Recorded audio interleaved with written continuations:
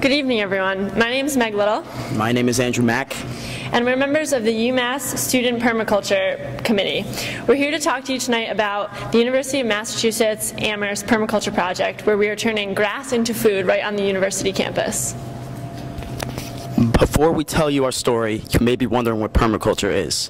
Permaculture is a merger of the words permanent and agriculture.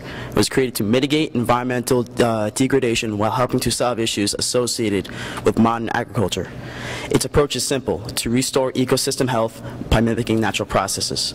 Permaculture gardens are earth-friendly, require little maintenance, and provide plentiful amounts of fruits, vegetables, and herbs.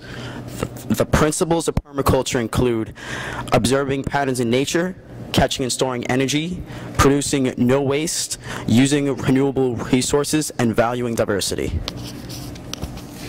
The UMass Permaculture Initiative started in 2009 with a project in Professor John Gerber's Sustainable Agriculture class. The assignment was, come up with some way to change the world. So some students gathered together and thought, what if we had students growing food for students right here on campus? So they enthusiastically took on the project of growing a permaculture garden right in front of one of the dining commons and continued to push it through administrative channels even after the class ended.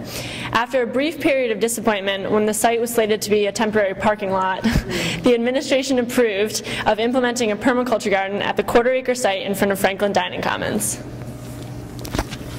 Last fall, sustainability specialist Ryan Harb put together the first student permaculture committee, and the rest is history.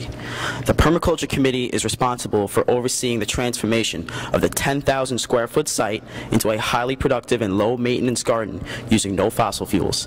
In the past year, we moved over 200,000 pounds of organic matter by hand from the help from over 500 student volunteers. There are about 150 different plant species, and last year we supplied over 1,000 pounds of food for the dining commons, including kale and butternut squash.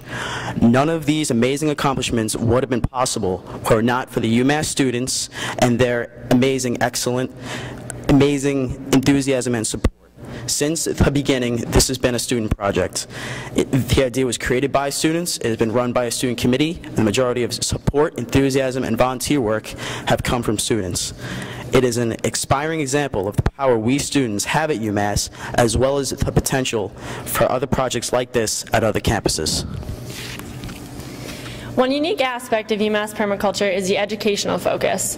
In the past year, 10,000 UMass students have learned the meaning and implications of permaculture through our efforts and presentations around campus. Not only are we growing food for UMass, but we are changing the way UMass thinks about food. One story I like to tell is that when the students who initiated the projects asked the chefs about what they wanted in the garden, the chefs told them that if we planted the entire site with tomato plants, they would use all those plants in tomatoes in one day. UMass has 16,000 students on meal plans, and there's no way we can feed the whole campus. But that's not our main goal. Thousands walk by our garden daily, and we can't feed them all, but we can demonstrate different ways of thinking about how land is used, where food is grown, and who grows food. Due to the success of the Franklin project, we are moving forward with a second permaculture garden, this time outside of the Berkshire Dining Commons.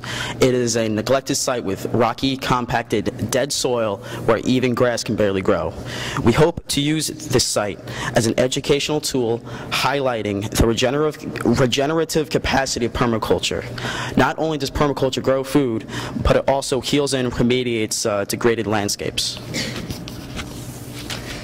With these two gardens, we hope to start a movement, empowering students to change the way they think about food and make these changes a reality, not only on campus, but also across the Pioneer Valley and throughout the world. Thank you.